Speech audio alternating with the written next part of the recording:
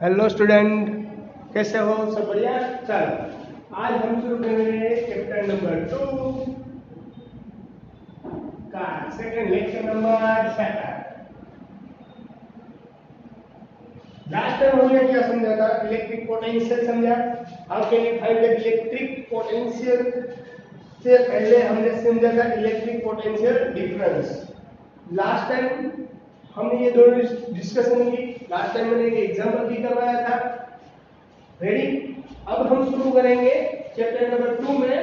क्या? Lecture 2 second lecture में एक और एग्जांपल मैं करवा देता हूं। अगर आपके पास कोई रिंग है, समझ लो कि आपके पास ये रिंग है और इस रिंग पर यूनिफॉर्मली चार्ज डिस्ट्रीब्यूट किया गया हुआ है, यानी कि यहाँ पर कोई चार्ज है वो स्पेंड किया गया हुआ है यूनिफॉर्मली, और ये रिंग के हिसाब से इस रिंग के हिसाब से इस पी पॉइंट पर लगने वाला इलेक्ट्रिक पोटेंशियल क्या होगा वो हमें कैलकुलेट करना है।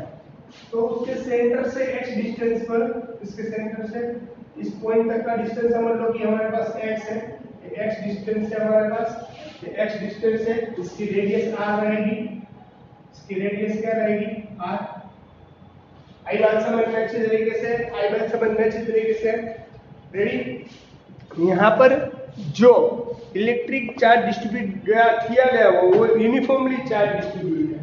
यहाँ पर जो इलेक्ट्रिक चार्ज है वो यूनिफॉर्मली डिस्ट्रीब्यूट किया गया हुआ है। Q uniformly distribute, Q uniformly distributed on ring. ये रिंग R है, इसकी रेडियस R है, वहां पर यूनिफॉर्मली डिस्ट्रीब्यूट किया गया हुआ है क्या? Electric charge. चलो इसके पूरी रिंग के हिसाब से लगने वाला, यहाँ पर लगने वाला नेट इलेक्ट्रिक पोटेंशियल क्या होगा वो हमें ढूंढना है। तो इलेक्ट्रिक पोटेंशियल की फॉर्मूला लास्ट तक हमने समझाई KQ/R, पर इन्हें सभी का लेना पड़ेगा, यानी पहले स्मॉल पोर्शन का ले लेता हूँ, बाद में और पोर्शन में हम कैलकुलेट करेंगे। ये स्मॉल पोर्शन है, समझ लो। तो इसकी ये स्मॉल पोर्शन तो नहीं, इसका इलेक्ट्रिक चार्ज dq हो जाएगा। रेडी? तो ये स्मॉल के हिसाब से, ये स्मॉल पोर्शन के हिसाब से यहाँ पर जो इलेक्ट्रिक पोटेंशियल मिलेगा वो भी हमें स्मॉल इलेक्ट्रिक पोटेंशियल मिलेगा, क्योंकि ये स्मॉल dq, यहाँ पर भी स्मॉल dq, ये स्मॉल। समझ लो कि रिंग ऐसे है, समझाता हूँ। रिंग कैसे ऐसे है, ये पूरी रिंग है, इसके बीच से x डिस्टेंस पर, ये पूरी रिंग है, इसके बीच से डिस्टेंस पर, x डिस्टेंस पर लगने वाला हमें नेट इलेक्ट्रिक पोटेंशियल ढूंढना है। तो नेट इलेक्ट्रिक पोटेंशियल इसे हम dV कह देंगे, क्योंकि यहाँ से जो इलेक्ट्रिक पोटेंशियल मिलेगा वो स्मॉल मिलेगा। एक इतने पोर्शन के लिए इलेक्ट्रिक पोटेंशियल KQ, Q की जगह क्या आ जाएगा? dQ, KQ/R था, तो यहाँ पर आ जाएगा। आई बात समझ में? आगे बात समझ में? यहाँ से यहाँ तक के डिस्टेंस को हमने स्मॉल r ले लिया, यहाँ से यहाँ तक के डिस्टेंस को हमने स्मॉल r ले लिया। आई बात समझ में अच्छी तरीके से? चलो यहाँ पर dV लिया हमने, K dQ/R हो गई, ये बात पूरी समझ में आ गई। पर आप यहाँ पर देख सकते हो, आप यहाँ पर देख सकते हो, तो हमने ये स्मॉल d लिया, जैसे सभी हमें पर नेट इलेक्ट्रिक पोटेंशियल ढूंढना, तो इसे स्मॉल पीसेस करते हुए हमें आगे बढ़ना पड़ेगा। तो यहाँ क्या करना पड़ेगा? Integration, we do both side integration. क्यों करना पड़ेगा इंटीग्रेशन? क्योंकि इतना मैंने स्मॉल पोर्शन लिया है, कई सारे स्मॉल पोर्शन लेना है, इसको किस लिए कंबाइन करना है। dV = K dQ upon. यहाँ पर कांस्टेंट टर्म कौन सी है वो हमें ढूंढनी है। यहाँ तो पहले कांस्टेंट टर्म R है, K है, तो K हमने बाहर ले लिया, K एज इट इज। यहाँ क्या बचा? dQ। यहाँ पर R भी कांस्टेंट है। कैसे R कांस्टेंट है? कि यहाँ पर रेडियस कभी चेंज नहीं होती है। अगर आप यहाँ से लोगे, अगर आप यहाँ से कोई पोर्शन, समझ लो कि ये पूरी रिंग है, रिंग के कोई जिस भी जगह से लो R का डिस्टेंस सेम रहेगा, R का डिस्टेंस सेम रहेगा। ये रिंग हमने आपको ऐसे बताई है, पर ये ऐसे नहीं, ये सीधी है, ऐसा है। तो इस रिंग पर कहीं भी जाओ आप, यहाँ से यहाँ पॉइंट तक का डिस्टेंस सेम होगा, इसलिए आर भी कैसा है, कांस्टेंट, इसलिए आर को भी हमने कहा बाहर ले लिया।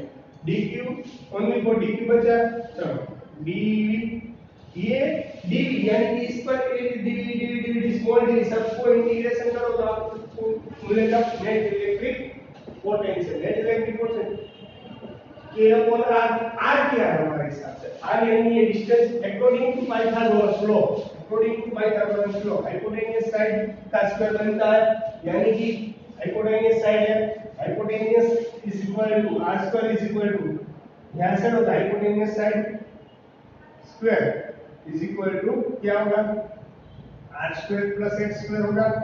आई बात समझ में? अब इसका स्क्वायर रूट निकालना चाहोगे तो ऐसे निकलेगा r square plus x square.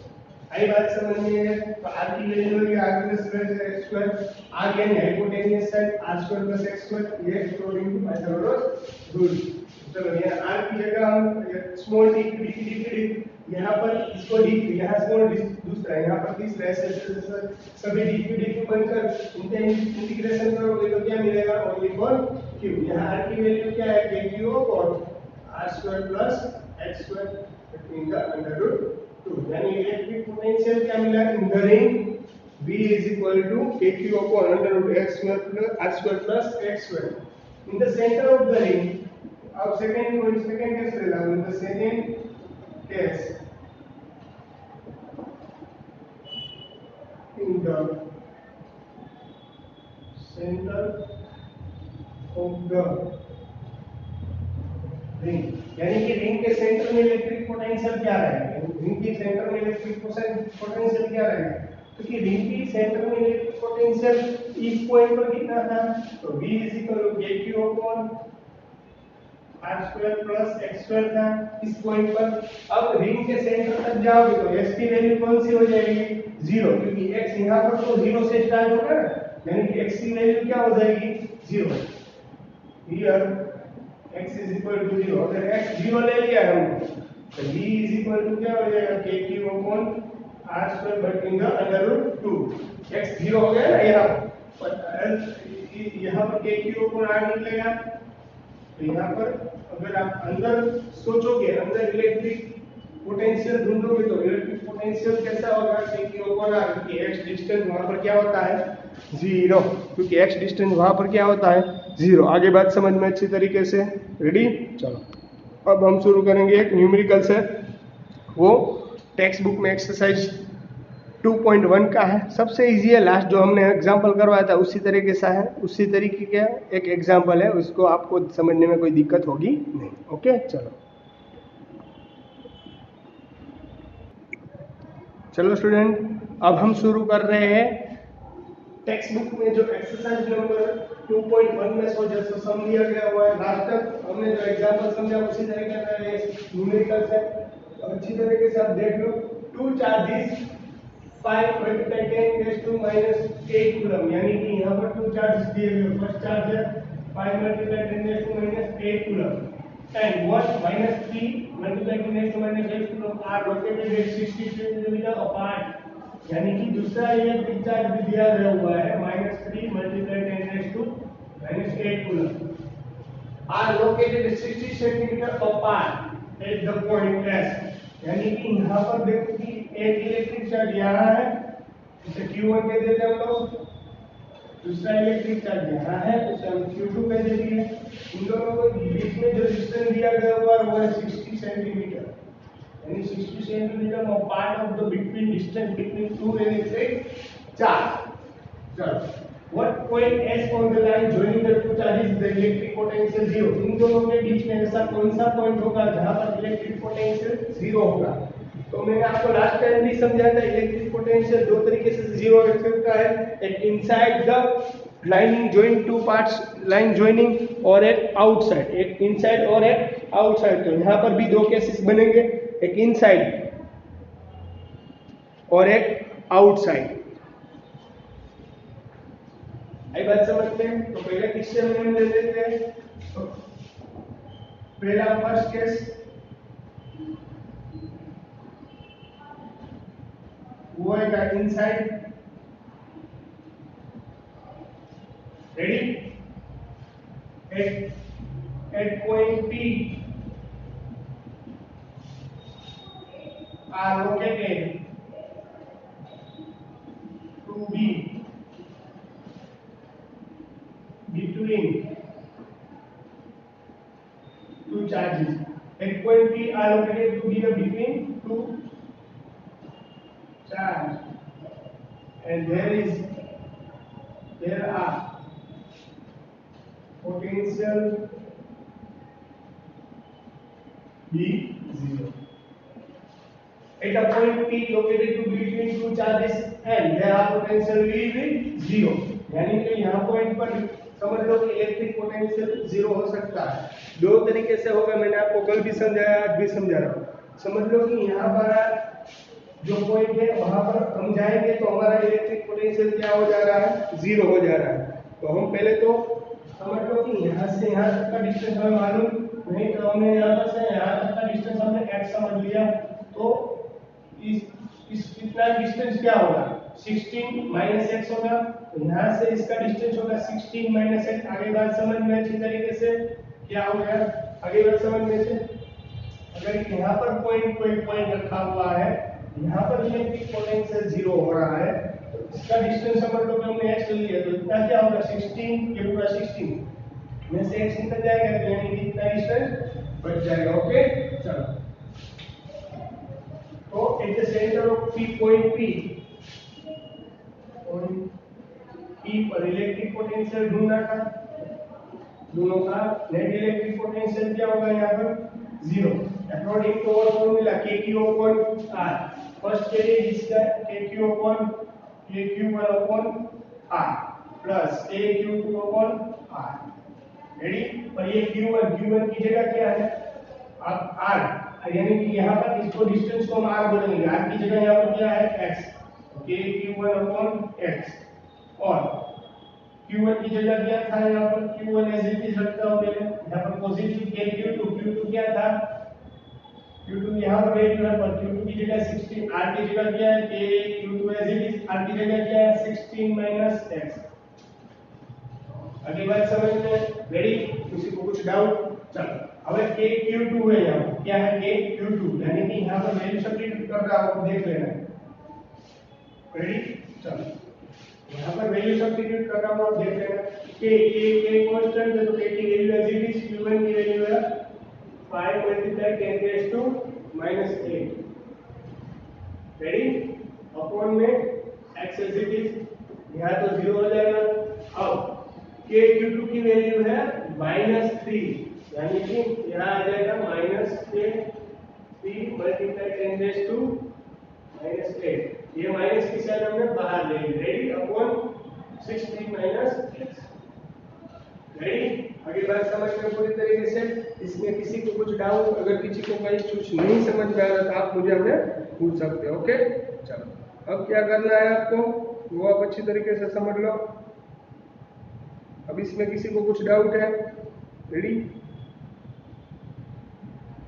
अब क्या होगा, साइड चेंज हो जाएगी। क्या हो जाएगा, साइड चेंज हो जाएगी, यानी कि इक्वल टू की इस साइड है, अगर उस तरफ जाएगा तो प्लस है, तो कैसा हो जाएगा माइनस। ये नेगेटिव है, अगर इस तरफ आ जाएगा तो क्या हो जाएगा पॉजिटिव। ये नेगेटिव है ना, इस तरफ आ जाएगा तो पॉजिटिव, यानी कि 3 मल्टीप्लाई 10⁻⁻8 upon 16 minus x is equal to क्या रहेगा, k 5 मल्टीप्लाई 10⁻⁻8 अपॉन x। आगे बात समझ में है, इसमें किसी को कुछ डाउट? कुछ नहीं किया, ये नेगेटिव पूरी टर्म थी, इसको इस तरह से आया, नेगेटिव कोई पॉजिटिव हो गया, जिसमें equal positive right hand side also as it is. आगे बात समझ में, जो कट होता है वो करना है, जो k डिफरेंट हो जाता है 10⁻12, तो यहाँ क्या बचेगा 3 अपॉन 16 माइनस x, और यहाँ बचेगा 5 अपॉन x। ये इधर चला जाएगा, और 3 मल्टीप्लाई x यानी 3x, 16 मल्टीप्लाई उधर चला जाएगा 16 माइनस x मल्टीप्लाई 5, ये दोनों के साथ मल्टीप्लाई होगा ना, तो 3x is equal to 16 5 80 minus 5x। Same term minus 5x उधर जाएगा तो plus 5x is equal to 80। 3x plus 5x यानी 8x इज इक्वल टू 80। हमें x को वेरिएबल बनाना, अपोजिट साइड हो जाएगी न्यूमरेटर साथ में हम से भी 8 10 18 यानी x इज इक्वल टू क्या मिला 10 centimetre. x is equal to 10 centimetre पर इलेक्ट्रिक पोटेंशियल क्या होगा हमारा 0। इलेक्ट्रिक पोटेंशियल क्या होगा हमारा 0। अब in the outside in the second case हम सीखेंगे अब सेकंड केस में। हमने सेकंड केस में क्या समझा था, मैंने आपको समझाया था कि इलेक्ट्रिक पोटेंशियल कहाँ लेना है, जब स्मॉल इलेक्ट्रिक चार्ज है उसके नियर अबाउट लेना है। चलो फर्स्ट स्टेप खत्म हो गया, x इज इक्वल टू 10 मिला।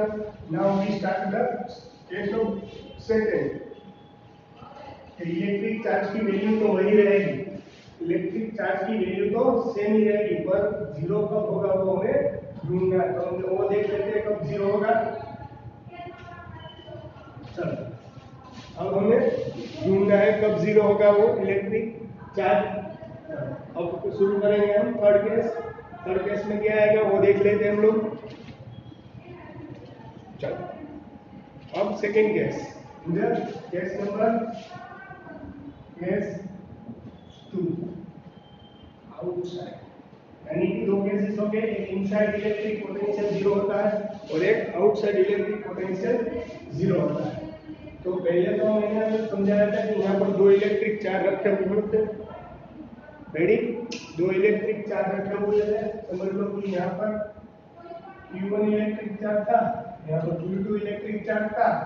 आउटसाइड केस लेना है तो पहले मैंने कहा था कि यहाँ पर जो इलेक्ट्रिक चार्ज है उसकी वैल्यू 10⁻⁸ कूलम, यहाँ पर जो इलेक्ट्रिक वैल्यू है इसकी वैल्यू है 10⁻⁸ कूलम। मैंने आपको बोला था जो स्मॉल इलेक्ट्रिक चार्ज है उसके नियर अबाउट लेना है। आपको आउटसाइड लेना है तो यहाँ पर नहीं ले सकते, क्यों? क्योंकि इसकी इलेक्ट्रिक चार्ज की वैल्यू ज्यादा है as compare to by another electric charge. यानी कि स्मॉल इलेक्ट्रिक चार्ज है उसके नजदीक आप जाओगे तो इलेक्ट्रिक पोटेंशियल जीरो होने की पॉसिबिलिटी ज्यादा बन जाएगी। यानी कि इसके नियर अबाउट आपको यहाँ पर जाना पड़ेगा। ये भी क्योंकि हमने लास्ट चैप्टर में करवाया था। यानी कि अगर मैं यहाँ पर इलेक्ट्रिक पोटेंशियल जीरो ढूंढने की कोशिश करूंगा तो यहाँ पर भी कोई पॉइंट पी ले लेता हूँ। समझ लो यहाँ पर समझ लिया कि पोटेंशियल P है, उस वहां पर कोई पोटेंशियल जीरो हो पाएगा। तो यहाँ पर जो डिस्टेंस था वो 60 सेंटीमीटर का था, वो हमें क्वेश्चन में दिया गया हुआ। ये नया डिस्टेंस आ गया, यानी Q1 से इसका डिस्टेंस समझ लो कि हमारे हिसाब से x है, हमने एज्यूम कर लिया। तो Q2 से कितना होगा, तो Q2 से ये डिस्टेंस होगा x - 16, क्योंकि a पूरा x है, इसमें से 16 निकाल दो तो कितना बचेगा ना। यानी कि Q2 का डिस्टेंस पॉइंट P तक का रहेगा x - 16। अब एक बार समझ में, तो according electric potential at T, ये आउटसाइड है। कौन सा आउटसाइड है, सेकंड केस है। तो यहाँ पर P की जगह मैं Q कह देता हूँ क्योंकि वहाँ पहले टर्म में P है electric potential at Q V1 + V2। तो V1 + V2 है, यानी कि पहले इसके V1 है तो फॉर्मूला है K Q1/R + K Q2/R। Ready, Q1 की जगह क्या है वो देख लेते हम लोग। Q1 यानी कि K is it is Q1 की वैल्यू है 5 × 10⁻⁸ कंप्लीट। यहाँ पर इलेक्ट्रिक पोटेंशियल जीरो है, हमने समझा था कि हमें वैसा ही ढूंढना है कि यहाँ पर इलेक्ट्रिक पोटेंशियल जीरो होता हो। चलो R यहाँ पर क्या लेना है, कितना पूरा डिस्टेंस है यहाँ से यहाँ तक का डिस्टेंस, क्योंकि इसके द्वारा यहाँ पर लगने वाला इलेक्ट्रिक पोटेंशियल ढूंढना है तो ये पूरा डिस्टेंस को हमें x के दिखा है। इसके R की जगह क्या आएगा x। K Q2 K की वैल्यू क्या है, यहाँ पर कांस्टेंट है कहते हो। Q2 क्या है हमारे पास -P × 10⁻⁸ कूलम। रेडी, अपॉन क्या था x - 16। ये माइनस है, ये बाहर ले लो तो ये प्लस है तो कैसा हो जाएगा माइनस। अगली बात समझ में अच्छी तरीके से। चलो इज इक्वल टू यहाँ पर क्या था 0, तो ये पूरी टर्म निकाल के इस तरफ क्या होगी नेगेटिव है तो पूरी टर्म कैसे हो जाएगी पॉजिटिव, यानी 3 × 10⁻⁸ अपॉन x - 16। आगे पूरी टर्म नेगेटिव की तो पॉजिटिव में, तो यहाँ 5 × 10⁻⁸ अपॉन x। रेडी, यहाँ पर दोनों के कर रेडी 10⁻⁸ 10⁻⁸ वो भी कर। तो यहाँ पर क्या बचा वो देख लेते हम लोग। यहाँ पर तो सीधे जाना P अपॉन x - 16 और इज इक्वल टू क्या बचा 5/x। यहाँ पर इस तरफ ले आओगे तो क्या हो जाएगा 5 इक्वल टू यहाँ पर आएगा तो 5x माइनस 16। चलो यहाँ 3x ये अंदर जाएगा तो 5x मल्टीप्लाई 18 माइनस 18 आएगा। चलो ये 5x है, इधर ले आओ तो 3x minus 5x equal to minus 18। 3x में से 5 जाए तो माइनस 2x हो जाएगी, डिजिट की साइन माइनस 8 इसलिए रेडी माइनस 8 दोनों साइड माइनस माइनस कर, तो x को वेरिएबल बनाओ अपोजिट साइड अपॉन नीचे जो साथ में उसे लिखना है 2 4 जा 18 यानी x is equal to 40 centimetre. Here we take x is equal to 4 centimetre. अगर x 40 सेंटीमीटर यहाँ से दूर लिया तो हमारा इलेक्ट्रिक पोटेंशियल कैसा हो जाएगा 0। तो ये हमारा सम खत्म हो जा रहा है एक्सरसाइज नंबर 2.1 में। जो फर्स्ट सम था वो मैंने कंप्लीट करवा दिया, वो आप अपनी तरीके से फिर बुक में लिख लेना, क्वेश्चन लिखना भी साथ में जरूरी है। ओके चलो अब हम शुरू कर रहे हैं मोस्ट इम्पोर्टेंट और सबसे ज़्यादा आईएमपी कह सकते हैं, तो वो भी पूछा जाएगा फिर बुक में। रेडी, वो भी आपकी एग्जाम में मोस्ट इम्पोर्टेंट है, इसलिए ये भी समझना जरूरी होगा। ओके चलो हेलो स्टूडेंट, अब electric potential due to electric dipole. Electric potential सबसे इम्पोर्टेंट टॉपिक है। Electric potential due to electric dipole, यानी कि इलेक्ट्रिक डाइपोल के हिसाब से इलेक्ट्रिक पोटेंशियल क्या ढूंढना था। सबसे पहले इलेक्ट्रिक फील्ड के हिसाब से हमने इलेक्ट्रिक डाइपोल है वो ढूंढा था इन द चैप्टर नंबर 1। अब हम इलेक्ट्रिक डाइपोल इलेक्ट्रिक पोटेंशियल के हिसाब से इलेक्ट्रिक पोटेंशियल अब निकालना है। तो कैसे निकालेंगे, total axis of the dipole, यहाँ पर 3 केसेस आएंगे, मेन 3 केसेस है। एक्सिस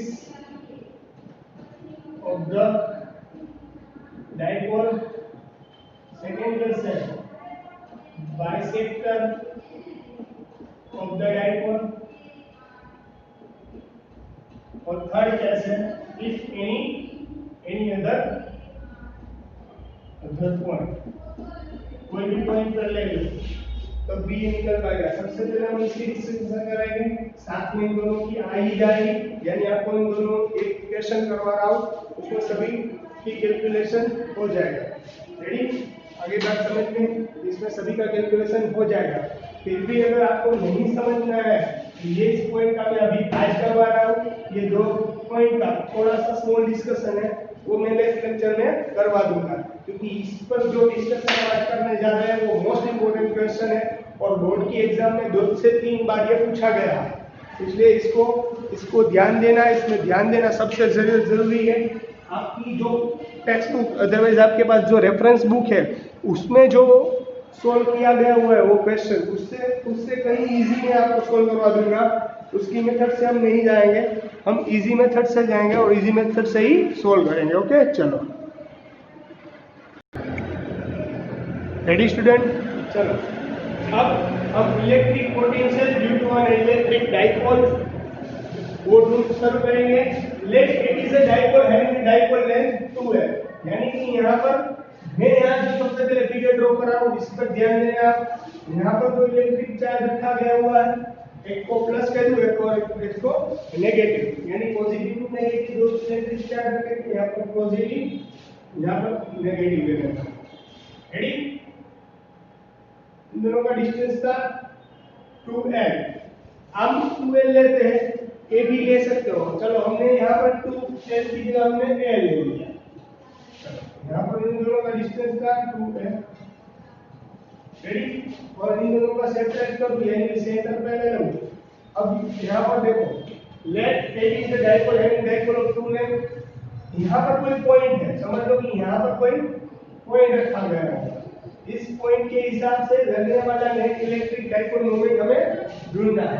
तो यहाँ सेंटर से कोई एंगल बना रहा होगा, ये सेंटर से कुछ एंगल बना रहा होगा, ये सेंटर में है, ये 2a के सेंटर में, यानी कि इसका ये पूरी लेंथ 2 है थी, तो ये हम कितना हो जाएगा, a हो जाएगा।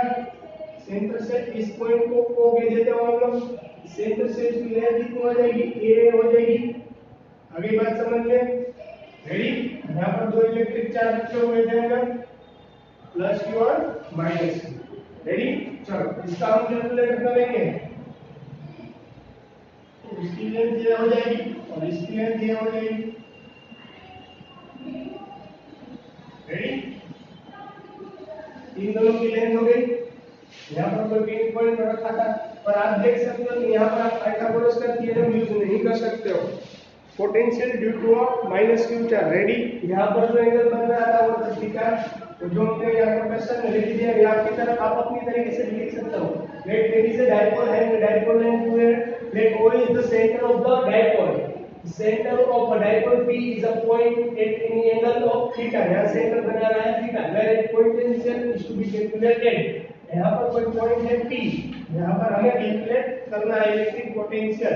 तो कैसा होगा, तो हमें इसके द्वारा लगने वाला इलेक्ट्रिक पोटेंशियल और इसके द्वारा लगने वाला इलेक्ट्रिक पोटेंशियल दोनों ढूंढना पड़ेगा, और बाद में हमें नेट इलेक्ट्रिक पोटेंशियल मिल जाएगा। रेडी, तो potential due to minus q charge, पहले तो पोटेंशियल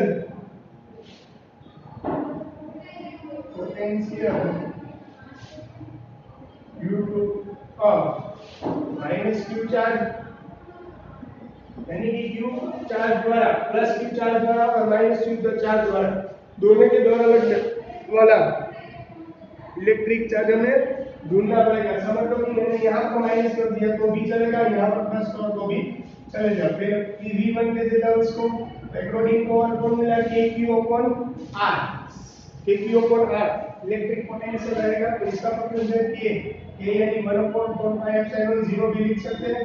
चलो k की जगह हमने लिखा 1/4πε0 और q माइनस q था यहाँ पर अपॉन क्या आएगा, यहाँ पर ये पूरी लेंथ इलेक्ट्रिक पोटेंशियल किसका ढूंढना है, इस यहाँ पर तो ये लेंथ आएगी आपकी, यहाँ पर a इसको कह दिया हमने, इसको b, यानी पूरी लेंथ हो गई ab, यानी kq/r आएगा। और r की जगह हम ये लिख सकते हैं 1/4πε0 माइनस q/r की जगह यहाँ पर r डिस्टेंस है वो है ab। रेडी, चलो और हमें यहाँ ab की वैल्यू ढूंढनी पड़ेगी।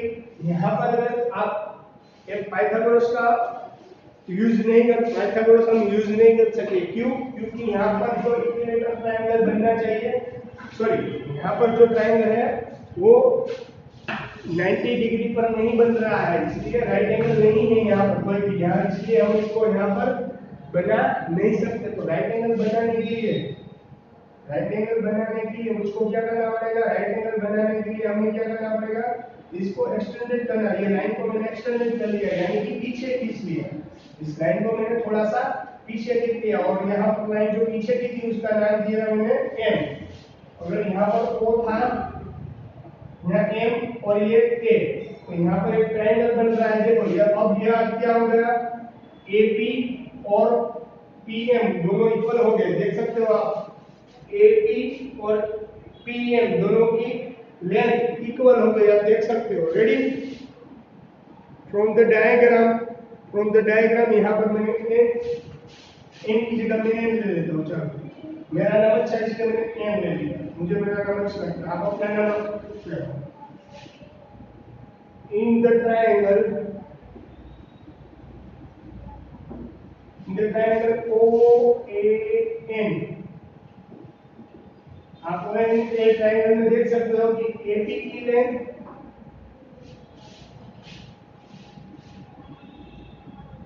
फ्रॉम द डायग्राम, थोड़ा सा मैथमेटिक्स में जाना पड़ेगा। फ्रॉम द डायग्राम AP और PN की लेंथ क्या रहेगी, इक्वल, तो मैं इस तरह से लिख सकता हूँ AP same is equal to PN। Ready, पर PN को हम क्या लिख सकते हैं, PN is equal to PO plus ON हो सकता है, PN इज इक्वल टू क्या हो सकता है, PO और PN। यहाँ से सेंटर, इसकी लेंथ तो हमें मालूम है, सेंटर से आप इसकी लेंथ मेजरमेंट कर सकते हो, सेंटर से इसकी लेंथ रहेगी r, सेंटर से इसकी लेंथ रहेगी, तो यानी PO इसको PN के इस तरह से हम लिख सकते हैं, AP is equal to PO plus ON। Ready? आई बात समझ में? PN और PO की तो वैल्यू फिक्स है R, यानी R प्लस ON की वैल्यू हमें पता नहीं है, तो हमें वही कैलकुलेट करनी पड़ेगी। रेडी? तो चलो ON अकॉर्डिंग टू यहाँ पर लिख सकते हैं हम इन द ट्रायंगल। यहाँ पर ट्रायंगल बन रहा है, देखो यहाँ पर जो ट्रायंगल बन रहा है 90 डिग्री पर है, इसलिए यहाँ पर हम पाइथागोरस का थ्योरम यूज कर सकते हैं। पाइथागोरस का थ्योरम यूज करने के लिए हाइपोटेन्यूज होना भी जरूरी है left hand side in the triangle ONF। आपको किस साइड की वैल्यू चाहिए? ON की। इसकी वैल्यू चाहिए ON की। तब आपको एंगल कहां से, यहां से थीटा बनना है, तो यहां पर भी यहां थीटा बन रहा है, इस एंगल पर थीटा, तो इसके ऑपोजिट एग्जैक्ट भी थीटा ही बनेगा, एग्जैक्ट थीटा ही बनेगा। यहां पर भी जो एंगल बन रहा है वो भी थीटा ही बनेगा। रेडी? आई बात समझ में? चलो, तो अकॉर्डिंग टू यहां पर हमें ON की वैल्यू चाहिए, तो ON की वैल्यू चाहिए तो हमें कौन सी फार्मूला यूज करनी पड़ेगी? क्योंकि हमारे पास ये लेंथ तो है, ये है, यानी कि हाइपोटेन्यूज साइड ये बनती है, ये जो साइड है वो हमारे पास है हाइपोटेन्यूज, मीनिंग याद रख लेना, हाइपोटेन्यूज साइड ये है। देखो आप देख सकते हो ये पूरी लेंथ ऊपर वाली जो मैं बोल रहा हूँ वो हाइपोटेन्यूज है, इसलिए थीटा यहां से बनता है। देखो रेडी? रेडी? तो हमें कौन सी फॉर्मूला यूज करोगे? तो दोनों आ जाएगा, यहां से लग दो एडजेसेंट अपॉन हाइपोटेन्यूज, यहां से मेजरमेंट करना है। Ready? Adjacent upon hypotenuse, adjacent upon hypotenuse कोई ON की आपको वैल्यू मिलेगी, यानी कि cos थीटा यहां पर यूज करना पड़ेगा। cos थीटा यानी is equal two adjacent upon hypotenuse. Adjacent क्या है हमारा? एडजेसेंट ये ON है, वो एडजेसेंट है। ON हाइपोटेन्यूज क्या था हमारा पास? OA यानी cos थीटा, या OA यहां आ जाएगा, तो OA यहां पर इसकी लेंथ क्या है हमने ढूंढी थी, इसकी लेंथ थी A, यानी ये पूरी लेंथ थी 2A, यानी हाफ कर दिया, यानी A बनती है हमारे पास। तो cos थीटा OA क्या हो जाएगा? ON is equal to A, तो A इधर जाएगा तो ON is equal to क्या मिला? ON is equal to ON is equal to A cos theta. आगे बात समझ में, आगे समझ में ON is equal to A cos theta मिल गया, तो यहाँ पर ON की वैल्यू हम सब्स्टिट्यूट करेंगे इसमें AP में, तो यहाँ पर AP क्या मिलेगा हमें?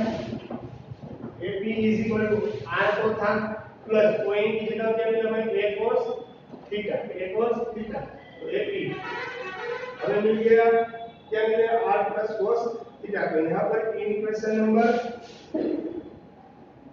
1 यहाँ पर वैल्यू सब्स्टिट्यूट करो, put the value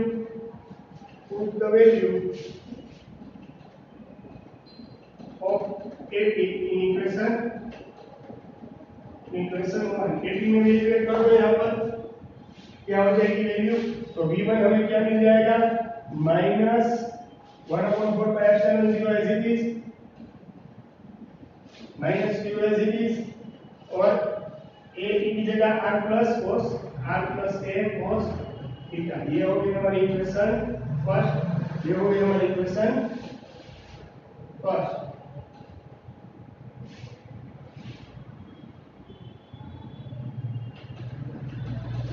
रेडी? ये हो गई इक्वेशन हमारी first. Ready? Put the value of AP in potential 1, इसमें वैल्यू ऐड कर दी तो ये मिल गई सेम, इसके हिसाब से मिल गया। अब हमें इसके हिसाब से ढूंढना पड़ेगा। रेडी? चलो, अब हम सेकंड के हिसाब से पोटेंशियल सेकंड ढूंढते हैं और दोनों को बाद में क्या करना है, हमें वैल्यू को सब्स्टिट्यूट कर देना। ओके, चलो स्टूडेंट, अब पहले के द्वारा हमने समझ लिया electric potential of plus q था, इसके द्वारा समझ माइनस q आता है, यहाँ पर लिख दिया हमने प्लस ले लिया, तो समझ लो इसके द्वारा लगने वाला इलेक्ट्रिक पोटेंशियल कैसा होगा। तो यहाँ से मैंने एक्सटर्नल कर ली थी ना, यहाँ पर लाइन मैंने एक्सटर्नल कर ली और यहाँ पर मैंने ट्रायंगल क्रिएट किया अकॉर्डिंग, हमने थोड़ा सा जियोमेट्री यहाँ पर यूज कर लिया। रेडी? सो सेम कंडीशन यहाँ पर होगी। यहाँ पर अगर आप यहाँ जाओगे, अगर आप यहाँ से यहाँ देखोगे तो अब यहाँ देख सकते हो कि यहाँ पर दोनों की लेंथ सेम रहेगी। अगर मैं इसको यहाँ ले लूँ, यानी यहाँ पर एम पॉइंट दे दूँ, तो यहाँ पर जो ट्रायंगल बनेगा वो 90 डिग्री बनेगा। यहाँ पर जो ट्रायंगल बनता है वो 90 डिग्री बनेगा और साथ में इन दोनों की लेंथ भी कैसी हो जाएगी, सेम हो जाएगी। Ready? Electric potential equal two plus q charge. तो इलेक्ट्रिक पोटेंशियल की फॉर्मूला क्या है, 1/4πε0, यानी कि q ऊपर r था ना, k की वैल्यू 1/4πε0, k की वैल्यू है q यहाँ पर पॉजिटिव चार्ज है, r यानी यहाँ पर जो डिस्टेंस है ab, यहाँ से लगने वाला यानी कि ab। रेडी?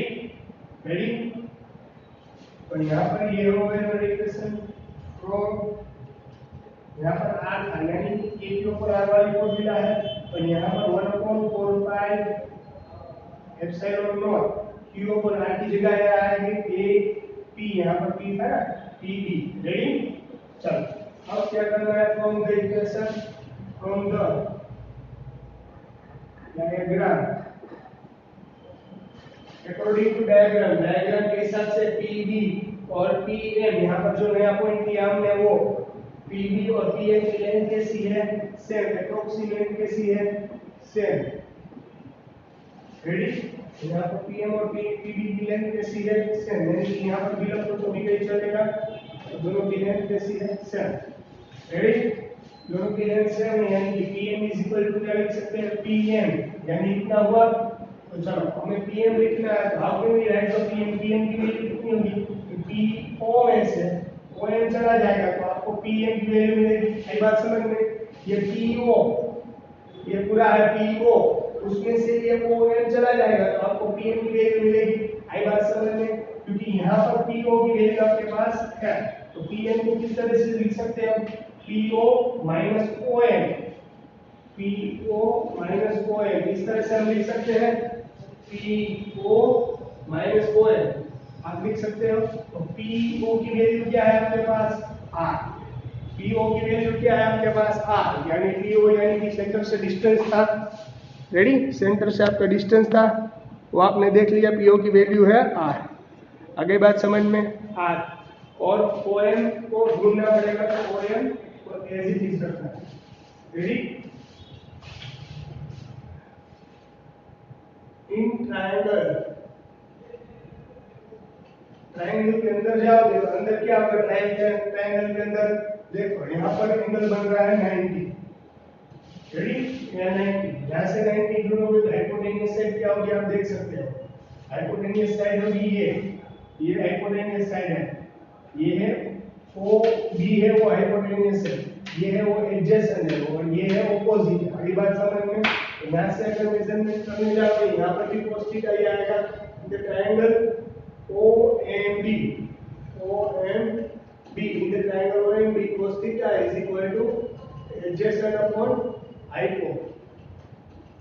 adjacent क्या था हमारे पास, adjacent OM, और हाइपोटेन्यूज साइड थी वो थी हमारे पास A। आगे बात समझ में, यानी cos theta is equal to OM upon A, तो ये इधर जाएगा, तो OM is equal to क्या मिलेगा, A cos theta. OM is equal to क्या मिलता है, A cos थीटा, यानी कि यहाँ पर OM की वैल्यू आपको मिल गई। तो यहाँ पर PB is equal to क्या था हमारे पास, R minus OM। R की वैल्यू क्या थी, एज इट इज, OM की वैल्यू क्या है, A cos थीटा। यहाँ पर मिल गया हमें PB, चलो यहाँ पर मिल गया हमें PB।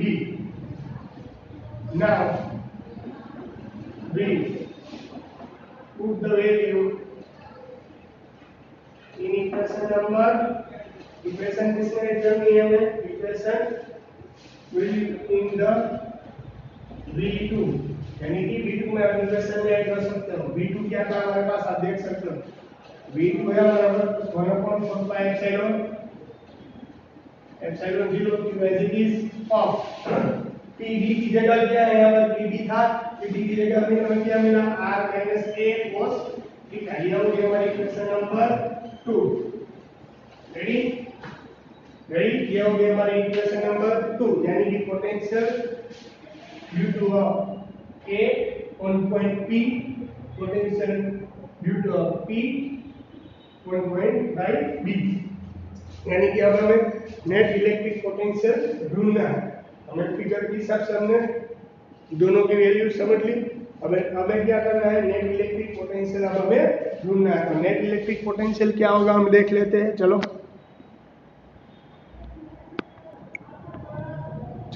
अब हमें क्या करना है, सिर्फ हमें वैल्यू ही सब्स्टिट्यूट करनी है। तो V1 की वैल्यू हमने क्या ढूंढी थी वो सब्स्टिट्यूट करो। तो उसकी वैल्यू थी 1/4πε0 माइनस क्यू अपॉन क्या था V1 की minus Q upon R plus a cos theta और प्लस V2 की वैल्यू क्या थी 1/4πε0 q upon r minus a cos theta. अगली बात समझ गए, r minus a cos theta ऐसी वैल्यू हमने सब्स्टिट्यूट कर दी दोनों में से कॉमन क्या है 1/4πε0 और अभी एक और चीज कॉमन है दोनों में, क्या है वो आप देख सकते हो। दोनों में इलेक्ट्रिक चार्ज भी कॉमन है, यानी इन दोनों में से जो कॉमन निकलता है तो उसको पहले हम कॉमन ले लेंगे। ओके चलो, इन दोनों में से जो कॉमन निकलेगा उसको हमने कॉमन लेना है और बाद में हम सभी वैल्यू कैलकुलेट करनी है। इन दोनों में से कॉमन क्या है वो देख लेते हैं। इन दोनों में से कॉमन है, पहले तो कॉमन है क्यू और 1/4πε0। अब यहाँ क्या बचेगा, only for one power -1 upon r plus l cos theta plus as it is यहाँ पर 1 r माइनस cos थीटा। देखो यहाँ पर न्यूमरेटर और डिनोमिनेटर दोनों प्रेजेंट है, इसलिए एलसीएम लेना पड़ेगा। इन दोनों का एलसीएम क्या नहीं मिलेगा, एलसीएम लेना तो आपको आता ही होगा q अपॉन 4πε0। यहाँ से तो सिर्फ सिंप्लीफाई है, यहाँ से सिर्फ सिंप्लीफाई करना है, यानी कि इसको समझ में आ जाएगा। r minus a cos theta इधर ले आओ, तो यानी कि यहाँ माइनस था r minus a cos theta और यहाँ का सिंप्लीफाई करो। चलो पहले तो इन दोनों का एलसीएम निकलेगा r plus a cos theta r minus a cos theta. Ready, आगे बात समझ में। इन दोनों का एलसीएम निकला, जो एलसीएम निकला ये दोनों टर्म को देना पड़ता है। ये जो एलसीएम होता है वो दोनों टर्म को देना पड़ता है। अगर यहाँ पर जो एलसीएम निकला ये इस टर्म को दूं तो r प्लस cos थीटा और ऊपर r प्लस cos थीटा वाली टर्म कैसे हो जाएगी, कैंसिल, यानी माइनस एज इट इज। अब यहाँ बचेगा r minus a cos theta, यहाँ पॉजिटिव एज इट इज। ये दोनों टर्म इसको दूं तो r minus a cos theta और ये r minus a cos theta वो कट हो जाएगी, तो क्या बचेगा r plus a cos theta. आई बात समझ में। चलो इसका सिंपलीफाई कर लेते हैं हम लोग। इसका सिंपलीफाई कैसे होगा, q upon 4πε0 as it is. ये माइनस की साइन अंदर लाएगी तो माइनस r, ये माइनस और ये minus plus a cos theta, ये plus r plus a cos theta upon r। यहाँ देखो ये दोनों किसकी फॉर्मूला है वो आपको समझ में आ जानी चाहिए। अब आप छोटे नहीं हो, a² - b² यानी a माइनस b और a प्लस b। ऐसे आपके पास जब हम छोटे थे तब ये फॉर्मूला थी, तो सेम कंडीशन यहाँ होती है, r plus a cos theta r minus a cos theta. तो वही फॉर्मूला यहाँ पर क्या करनी है, अप्लाई कर देनी है। तो इसको मैं इस तरह से लिख सकता हूँ r² minus a² cos² theta. Ready, आगे बात समझ में। देखो यहाँ नेगेटिव r, यहाँ पर पॉजिटिव r, ये दोनों कट हो गए तो q upon 4πε0 a cos theta यानी 2a cos थीटा, दोनों के एडिशन में इसलिए r² minus a² cos² theta. आई बात समझ में, अच्छी तरीके से समझ में आ गई। इसमें किसी को कुछ डाउट हो, अगर किसी को कुछ दिक्कत हो तो आप मुझे पूछ सकते हो। रेडी, अगली बात समझ में, इसमें किसी को कुछ डाउट हो तो आप मुझे पूछ सकते हो। और द शॉर्ट डायपोल हम यहाँ पर ले लेते हैं, यहाँ पर a देखो a की वैल्यू है, यानी कि यहाँ पर जो a की वैल्यू है एज कंपेयर टू r से तो कई गुना छोटी है, एज कंपेयर टू r से तो कई गुना छोटी है, यानी r है वो लॉन्ग है, यानी कि लेंथ उसकी ज्यादा है as compare to by a, यानी कि और द शॉर्ट डायपोल के लिए क्या होता है, for the short dipole a is very less than to r, यानी कि ए है वो आर से कहीं ज्यादा छोटा है, that reason here a is equal to 0। हम यहाँ पर ए इज इक्वल टू 0 ले लेंगे तो क्या होगा, Vp is equal to Q over 4 pi epsilon 0 as it is अब 2a cos थीटा। अब Q को अंदर ले लिया हमने, मल्टीप्लाई कर लिया 2a cos थीटा सभी को इक्वल। अब r स्क्वायर x स्क्वायर की वैल्यू कैसे हो गई 0, s स्क्वायर की वैल्यू कैसे हो गई 0, यानी ये 0 हो गया तो पूरा टर्म 0, यानी यहाँ पर क्या बचेगा r स्क्वायर पर according to electric dipole 2q ये होता है ना, इलेक्ट्रिक डाइपोल की फॉर्मूला क्या है, P is equal to 2q है, वो हमने लास्ट चैप्टर में समझा था। Electric dipole moment is equal to 2pa cos theta, आगे 2pa यानी 2qa, ये हमारे पास फॉर्मूला है, so P cos theta upon 4 pi epsilon 0 upon r square. आपको इसको इस तरह से भी लिख सकते हो, अगर आपको इसको वेक्टर फॉर्म में लिखना हो, अगर आपको इसको vector form thus the electric इसको वेक्टर फॉर्म में लिखना हो, now P cos theta is equal to where r is the unit vector along the direction of OP। Here now P cos theta आपको ये हो गया हमारी फाइनल फॉर्मूला। आप इसको एक और तरीके से भी लिख सकते हो, मैं आपको अभी समझा रहा हूँ। रेडी, आप इसको एक और तरीके से भी लिख सकते हो, आपकी टेक्स्ट बुक में उस फॉर्मूला से हिसाब से दी गई हुई है, यानी कि आपको उस तरह से भी लिखना है तो कोई दिक्कत नहीं होगी। ओके चलो रेडी स्टूडेंट, चलो मैंने जो देखो यहाँ पर एक टॉपिक लिखा हुआ है लास्ट में, P cos theta is equal to P dot r caret where r is the unit vector along the direction of OP, यानी OP की जो डायरेक्शन है r वो हमने लिखी हुई है, यानी कि इसको P cos थीटा की जगह आप ये भी लिख सकते हो, यानी इसको ये निकाल ले रहा हूँ, यानी ये फॉर्मूला है, यानी लास्ट टॉपिक में आप इसको इस तरह से भी लिख सकते हो। b की जगह हमने r ले लिया क्योंकि यहाँ पर लिखा हुआ है, देखो where r is the unit vector का फॉर्म है along the direction of OP, OP की डायरेक्शन था यानी इस डायरेक्शन में आएगा।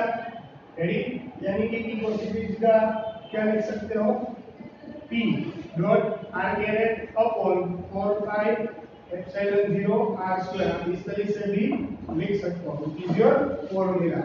रेडी है तो ये सबसे इम्पोर्टेंट था, ये सबसे इम्पोर्टेंट टॉपिक था, ये बोर्ड के एग्जाम में भी 2-3 बार पूछा गया है, 3 मार्क्स में पूछा जा रहा है ये, यानी आपको करना भी जरूरी है। ये सबसे इम्पोर्टेंट टॉपिक मैंने करवाया है, टेक्स्ट बुक के थोड़े से डिफरेंट है, टेक्स्ट बुक से थोड़ा सा डिफरेंट है, पर ये आपको समझ में आ जाए इस तरह से मैंने करवाया है, इसलिए आप ये घर पे 3 बार ट्राई कर देना, 2 बार फेयर बुक में रफ बुक में लिखना है और 1 बार फेयर बुक में। ये कंप्लीट करके मुझे आपको वर्क दिखाना है, जल्दी दिखाना, क्योंकि नेक्स्ट लेक्चर भी ये 40 या 50 मिनट्स का ही आएगा। अब जो सारे लेक्चर है वो मेरे 1 घंटे या अदरवाइज 45 मिनट्स के होंगे, यानी कि आपको रेगुलर अटेम्प्ट करना है और रेगुलर रहना है, यानी कि हमारा सिलेबस अच्छी तरीके से, और इसमें किसी को भी कुछ भी डाउट हो तो आप मुझे पूछ सकते हो। ओके चलो, goodbye and take care.